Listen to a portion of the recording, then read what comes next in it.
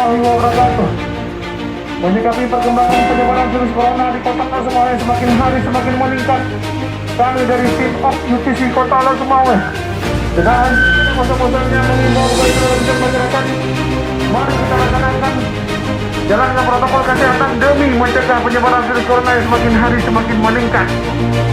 Di antaranya sering-sering mencuci tangan di air yang mengalir, menjaga jarak antara satu dengan yang lainnya, menghindari kontak fisik, dan menggunakan masker di berada di tempat umum, kemudian mengurangi mobilitas. Yang terakhir, yang paling penting, berdoa kepada Allah Subhanahu wa Ta'ala, dan semoga apa yang kita lakukan saat ini membuahkan hasil yang maksimal. Usaha kita membuahkan hasil yang maksimal. Amin, amin ya rabbal alamin. Demikian.